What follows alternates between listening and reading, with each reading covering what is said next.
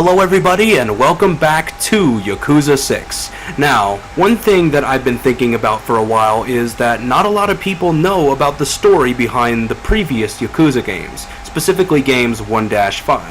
And basically, memories right here in Yakuza 6 helps people who haven't played the previous games catch up on the storyline of them. So I'm going to start with Yakuza 1. October 1995. Kamurocho, one of Asia's largest entertainment districts. In this town, swirling with desire and violence, lived a Yakuza by the name of Kazuma Kiryu, a lieutenant advisor of the prestigious Dojima family.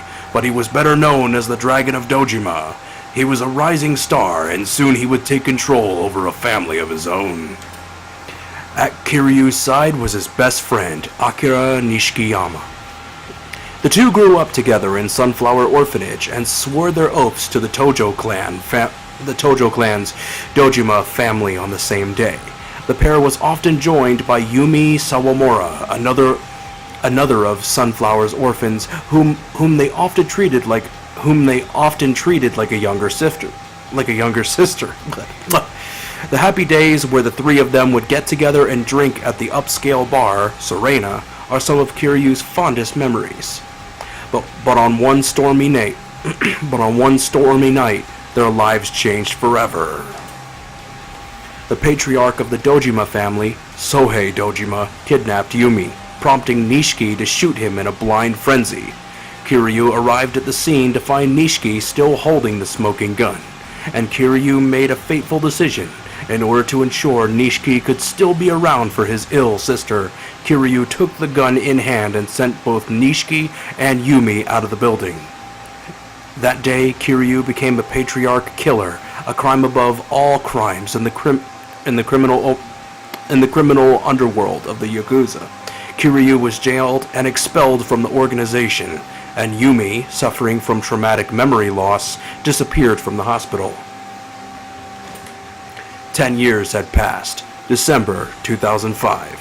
Kiryu emerges from prison to a changed world. Nishiki had lost his sister and suffered greatly in the 10 years, and as a result, had twisted into a monster obsessed with power and with climbing the ranks of the Tojo clan. Hang on, I'm gonna drink some water. Not even Shintaro Kazuma, patriarch of the Kazuma family and founder of Sunflower Orphanage, who is also a father figure to both Nishiki and Kiryu. He could stay Nishiki's dark transformation. In a meeting of the Tojo clan's direct patriarchs, Nishikiyama, now a patriarch of his own family, exposed the fact that the 10 billion yen had been stolen from the clan's coffers. In the ensuing chaos, the Tojo clan's third chairman, Masaru Sera, who was basically murdered, and an assassination attempt was made on Kazuma's right. Basically, an assassination attempt was made on Kazuma right before Kiryu's eyes, and as the Tojo clan crumbled, Goro Majima, the mad dog of Shimano, began to play in the ashes. The conflict nearly escalated into a civil war, and the shadow of the Nishikiyama family loomed large over the incident. As Kiryu became embroiled in the Tojo clan's internal conflict, he continued his search for Yumi, who was still missing after all these years. Seeking clues at Serena, he learned that Yumi had a younger sister by the name of Mizuki. Believing Mizuki to be his only lead, Kiryu plunged into the darkness of the city to go find her. But Mizuki's trail was not warmer than Yumi's, and as all hope began to fade, Kiryu finally caught his breath. He encountered a young girl who claimed to be the daughter of Mizuki. Also, another thing about Shintaro Kazuma, the guardian of Kiryu, he actually murdered Kiryu's biological parents. Yeah, pretty messed up. The girl's name was Haruka Sawamura. Despite being only 9 years old, she came to Kamurocho herself in hopes of finding her mother, Mizuki. Like Kiryu, Haruka, too, had grown up in Sunflower Orphanage, and her aunt Yumi had entrusted her with a pendant said to be worth 10 billion yen. The criminal underworld was drawn to the girl and the pendant like moths to a flame. Kamurocho became engulfed in conspiracy and betrayal, with Nishiki at the heart of the conflict. Kiryu and Haruka finally caught up to Kazuma, who was able to explain the whole truth of the incident. Haruka was in fact Yumi's daughter. Mizuki was simply Yumi's alias, which she created to protect her from a politician by the name of Kyohei Jingu. Not only did the Tojo clan's missing funds actually belong to Jingu, but he was also Haruka's father. Jingu had manipulated the Tojo clan from the shadows in an effort to dispose of his scandalous illegitimate daughter. In an effort to chip away at his power, Kazuma, Yumi, and Sarah had teamed up to steal his 10 billion yen. To reclaim his money, Jingu singled out Nishiki's ambition to become the successor to the late Sarah and used that as a means to an end. The two both stood to gain as Nishiki would become the fourth chairman. However, the Tojo clan's true successor was written in the secret will of Sarah, with Kazuma as its witness, none other than Kazuma Kiryu, who is the fourth chairman of the Tojo clan. Declaring this to Jingu, Kiryu crushed him and his entire Special Forces unit, and then settled the score with Nishiki. An explosion rocked the Millennium Tower, where the money had been held. As money fluttered into the streets, the people who Kiryu cared about more than anyone in the world breathed their last. Yumi, who shielded Kiryu from a bullet fired by Jingu, Nishiki, who in his final moments smiled at Kiryu as he ignited the bomb to take accountability for his actions and ended the bloodshed. Of course, like I said, Nishiki blew himself up, along with the money that you see over there, and Jingu. In that moment of despair, Kiryu lost his will to go on, but there in front of him was Haruka, now the only living legacy of Yumi, the woman he'd come to love. Kiryu took Haruka's hand. The Dragon of Dojima and the girl worth 10 billion yen took their first steps together. Moving on to Yakuza 2 now. December 2006, Kazuma Kiryu became the legendary Yakuza who had ascended to the Tojo clan's fourth chairman rank, and he retired on that same day. But in the wake of the 10 billion yen incident, the Tojo clan weakened, having lost its most prominent leaders in the turmoil. The Eye of the Ome Alliance, Western Japan's largest Yakuza organization, turned east. To avoid an all-out war, Tojo clan's fifth chairman, Yukio Terada, told Kiryu of a plan to broker peace with the Omi. However, the Omi Alliance made the first move, and assassinating Yukio Terada and turning all-out war between the two factions into a fearsome reality. Without a chairman to lead them, Kiryu took Terada's place at the negotiation table, dragging an unlikely candidate back into the fold should things turn for the worst, Daigo Dojima, Sohei Dojima's son. Daigo, of course, which I mentioned, and of course, Daigo is the mark of patricide, and the mark of patricide still hung over Kiryu for his murder. The night before the meeting with the Omi Alliance was to take place in Sotenbori, Osaka. Kiryu met a new foe, the Dragon of Kansai, Ryuji Goda.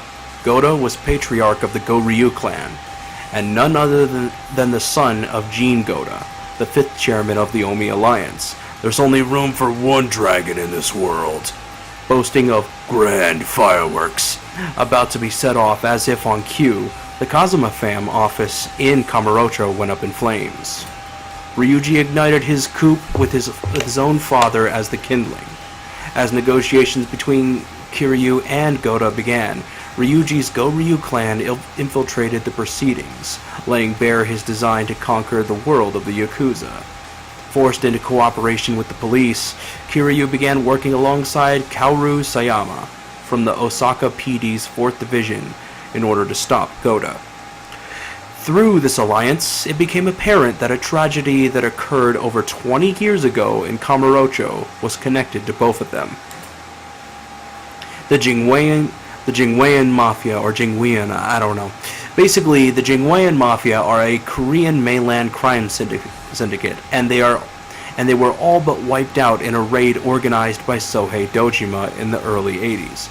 Under Dojima's orders, it was none other than Shintaro Kazuma, the man who raised Kiryu, who led that raid. Hang on, I'm gonna drink some water.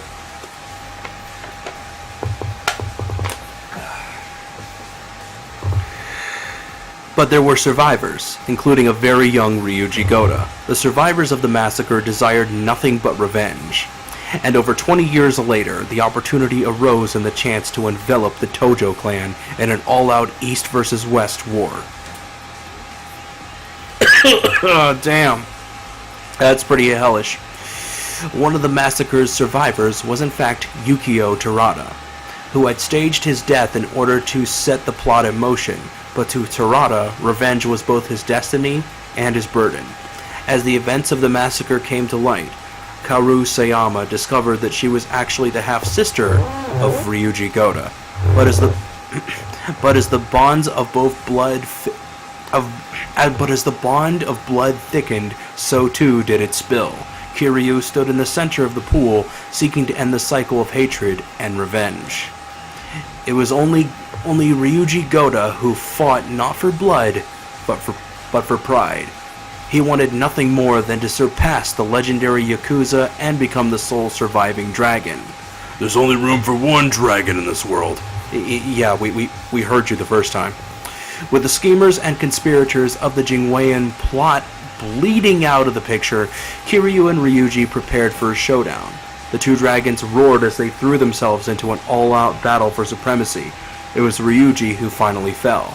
The war of East versus West fell silent as the conflict between the two dragons decided its fate. Alright. Moving on to Yakuza 3 now. 2009. Ryukugai, Okinawa, a southern tropical island practically a world removed from the daily grind of Kamurocho. Gotta drink some water now. Kiryu and Haruka returned to their roots, becoming the proprietors of Morning Glory Orphanage, living amongst a small group of kids with no relatives. But not even this remote beach was safe from the Yakuza. Only a year ago, the Ryudo family had served them an eviction notice in an effort to clear the land for the building of a luxury resort along the coast. Shigeru Nakahara, patriarch of the Ryudo family, believed the resort was the key to a future of prosperity for Okinawa, despite his love for the quiet serenity that such a resort would destroy. Kiryu's resolve to protect the home of these kids showed Nakahara what would be lost in the process, and a friendship was formed between the two. But not more than a year later, Nakahara was shot. Kiryu could not contain his rage from the result of which happened. Nakahara's adopted daughter, who saw the culprit, drew his face, and Kiryu could not believe his eyes. It was the spitting image of Shintaro Kazuma, his father figure who had died in his arms in the first game. Not long after, news of another shooting reached Kiryu. Daigo Dojima, whom Kiryu had entrusted the future of the Tojo clan to, was also shot by the mysterious assassin resembling Shintaro Kazuma. Or I guess I'll call him Shintaro, yeah. An attack on the sixth chairman was enough to stir the Tojo clan's newly risen officers to action. Yoshitaka Mine, patriarch of the Hakuho clan. Tsuyoshi Kanda, third patriarch of the Nishiki family. Go Hamazaki, patriarch of the Hamazaki family. With Daigo out of the picture, all of them began to play their hands, and the ensuing clash pulled Kiryu and his new friends into the fold. Kiryu was forced to return to Kamurocho to discover the truth, which was a foreign arms-dealing organization had lit the spark of the conflict. Black Monday was the name of it, and at its head, a man named Andre Richardson was commanding it all. Ryuzo Tamiya, the Japanese Minister of Defense, had allied with the American CIA to lure out Black Monday. He'd leaked information about the production of a ballistic missile system to lure Richardson to Japan. Wrap your head around that one. And he took the bait, but the CIA also sent an agent to assist in his capture, Joji Kazama, younger brother of Shintaro Kazama. How about that? Joji, huh? Tamiya revealed that the missile system and the resort development were both, in truth, tactics developed to bring back Black Monday to the to bring Black Monday to the surface, not bring back. I don't know. It's just, I don't know. Like, right when I heard Black Monday, I always thought of the sequel to The Getaway. Yeah, so moving on. Anyway, the CIA had its own agenda, and Tamiya had no means of controlling the streak of blood left in Joji Kazama's wake. To stop him, he turned to Kiryu. Meanwhile, back in Okinawa, the Tojo clan's struggle for dominance ended with Mine on top. He allied with the Tamashiro family of Ryukugai, and Morning Glory Orphanage could not withstand their combined might. A surprise attack leveled the structure. But Morning Glory was not the only casualty. Rikiya, the young captain of the Ryudo family, was shot by Tamashiro, and he died in Kazuma's arms. Which is really sad. It's kind of a thing that always happens, one person always dying in some way, usually by sacrificing themselves. It happens in the Yakuza games, at least for the most part. For most of the games, anyway. The attack on innocent lives was too much for Kiryu to take, and he clenched his fists, preparing to take on Mine in earnest. Mine had triumphed through... okay, hold on, let me get some water again. Mine had triumphed through his secret connection to Black Monday. He joined the Yakuza out of admiration for their life bonds that no amount of money could serve. But it was Daigo Dojima who saw the true value in the humanity of his subordinates, who became Mine's obsession. He rose through the ranks of the Tojo clan with Daigo as his impetus. What's an impetus? Anyway, but with Daigo in critical condition after the gunshot wound, Mine entered a downward spiral of despair. Mine came to the conclusion that Daigo was in no condition to live as he once had. Oh, oh God! Oh God! Oh, my throat. Let me take some more water. Oh God! Sorry, I had something went down the wrong pipe. I don't know what happened. Anyway, he felt that Daigo was in no condition to live as he once had, and he resolved to end his life to carry on the Tojo clan's legacy. Although Kiryu and Mine had both grown up as orphans, there could not be a bigger gulf in their ideologies, and the two men clashed. The battle came to an end with Black Monday's leader, Andre Richardson, pointing his gun at Mine. It was Daigo, arising from his comatose state, who saved Mine. But Mine, seeing the end of his ways, chose to take accountability in his own way, falling to his death with Richardson before Kiryu and Daigo's eyes. As things settled down, Kiryu made ready to leave Kamurocho once more, when a familiar face appeared in the crowd. Go Hamazaki, the disgraced former Tojo clan patriarch. Blaming Kiryu and the Tojo for having lost everything, Kiryu offered a hand of reconciliation, and Hamazaki responded by thrusting a knife into Kiryu's ribs. Ow. Faced with death, you're capable of almost... Faced with death, you're capable of almost anything. Those were the words Kiryu spoke to Hamazaki in the final moments. And they were true of both Rikiya and Mine as well. As he healed, Kiryu helped to piece Morning Glory back together brick by brick, looking out upon a peaceful horizon. Alrighty, on to Yakuza 4 now. Oh, this is one of my favorites. And Akiyama is in here, yay! March 2010, a serial killer was loose in Kamurocho, and the tension was both thick and volatile. A loan shark by the name of Shun Akiyama rose to prominence as the lifeline of Kamurocho, for loaning money to the type of people a normal loan company would turn away at the door. Even jungles needs its lion, which Akiyama believed that with Kazuma Kiryu, which Akiyama stated. Also, Akiyama believed that with Kiryu out of the picture, Kamurocho had gone to the beasts. 1 year, sorry. One Yakuza to earn Akiyama's respect was Hiroki Arai, a captain of the 3rd string... Hold on. One Yakuza to earn Akiyama's respect was Hiroki Arai, a captain of the 3rd string Tojo clan affiliate called Kanamura Enterprises. Oh god, what's going on? Oh, what's up with my throat? Moving on. But when a minor turf dispute erupted into a gun battle, Arai put a decisive end to it and the rival Ueno Seiwa agitator before disappearing into the night. All it took was a bullet to shatter the fragile peace of the city.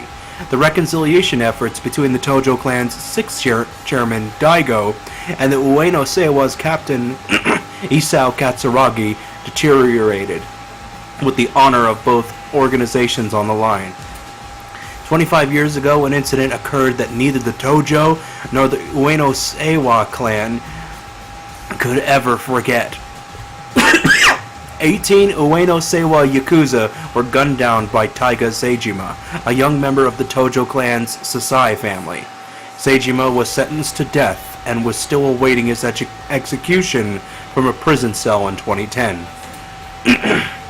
As the events in Kamurocho began to unfold, Seijima was suddenly transferred to a private correctional facility off the coast of Okinawa called Okinawa Penitentiary 2. I'm just going to call it OP2. There, Seijima had a fateful encounter with none other than Go Hamazaki, former patriarch of the Tojo clan's Hamazaki family. Right. Hamazaki convinced Seijima of two things. One, 25 years ago, Seijima was betrayed by his sworn brother, Goro Majima. And two, that in order to discover the truth, the two men would have to break out of prison together. Masashi Tanimura was a police officer in the Community and Safety Division of the Tokyo Metropolitan Police Department's Kamurocho branch.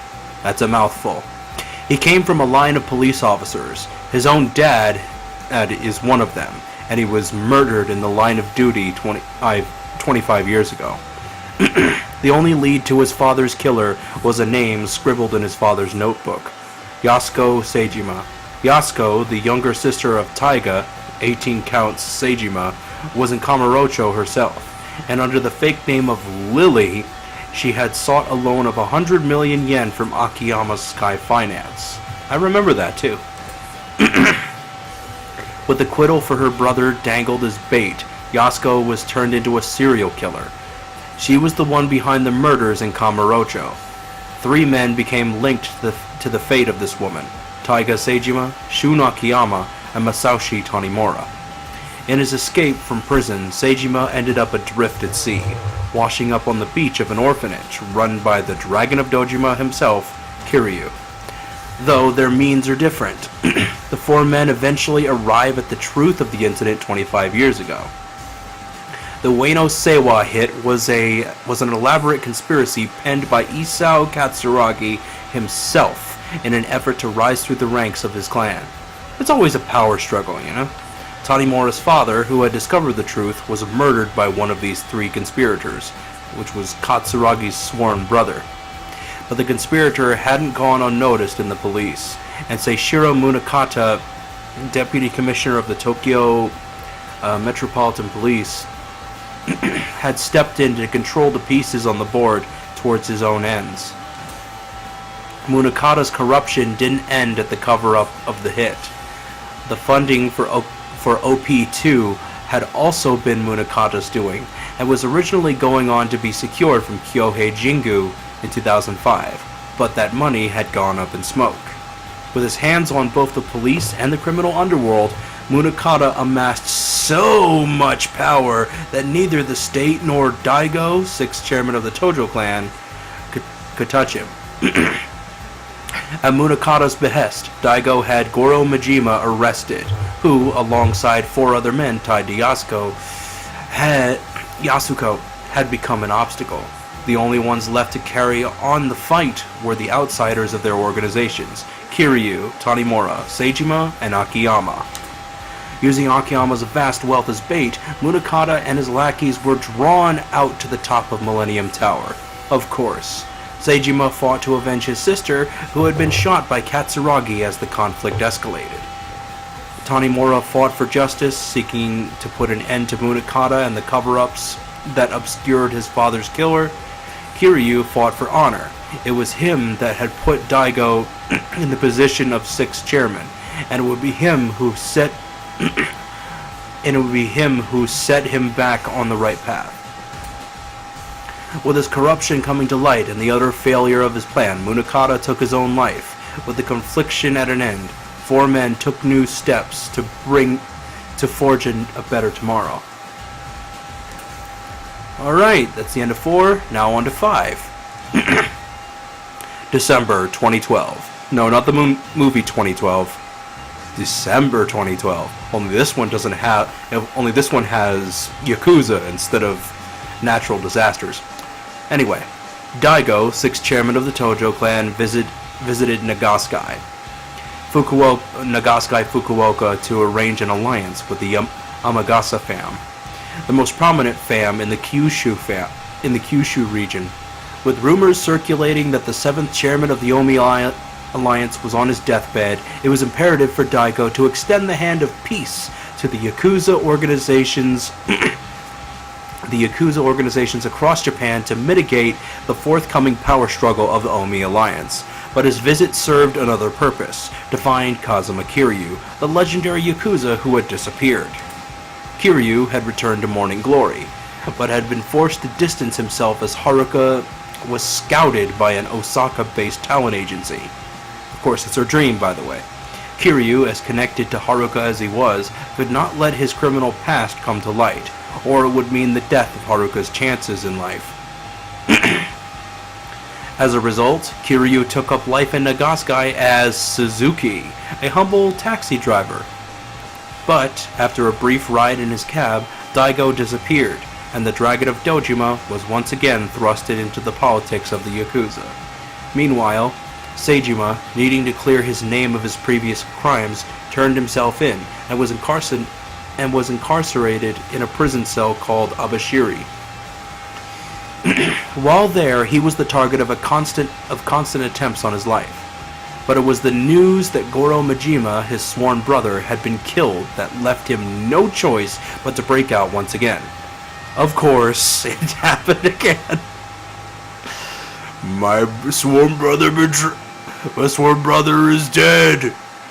I must go for vengeance. I don't know. On the advice of Serizawa, an Osaka detective, Seijima headed for Kamurocho to learn the truth. As the Tojo clan began to stir, the Omi Alliance did as well, with 2 captains in a dead heat for the succession of the Omi throne, Masaru Watase and Nakaoki Katsuya. The two men were ideological opposites. Watase was brash and ready for war, while Katsuya was quiet and calculating, with immense control of the entertainment industry in Osaka. But the apparent suicide of Mirei Park, the woman who had scouted Haruka, casted a shadow over his influence. Sorry. Better out than in, right? Haruka, who had been training for idol stardom under Park's watchful eyes, was devastated by her death. That's when Akiyama arrived in Osaka, as he'd been the one to finance Park's talent agency. As the two worked to discover the truth, they became entangled in the conflict of the Yakuza. In Nagoya, Daigo suddenly resurfaced. Daigo's high school classmate, a former pro baseball player named Tatsuo Shinada, had been banned from the league after a gambling scandal 15 years ago. Sensing a tie to the criminal underworld, Daigo asks Shinada to dig up the truth of his own past. Daigo had been aware that one Yakuza mastermind was pulling the strings behind the conflict in 5 cities. As if by fate, the trail led to Kamurocho and Kiryu, Seijima, Shinada, Akiyama, and Haruka, who all found themselves in the eye of the storm. Sorry, just clearing my throat.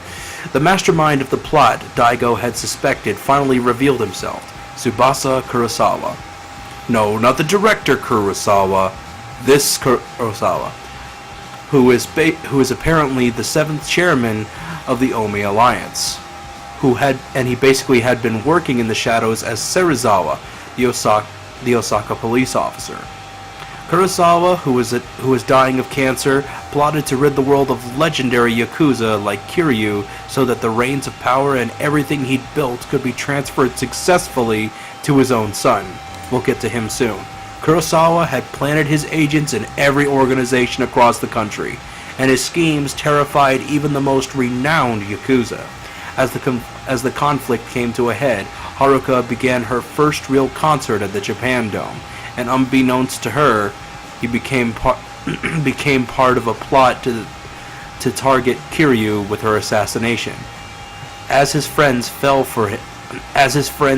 around him, Kiryu headed into the Tojo clan HQ, where he found Masato Aizawa, who was Kurosawa's son. Despite the lengths Kurosawa had gone to give Aizawa the world, Aizawa saw no value in any of it.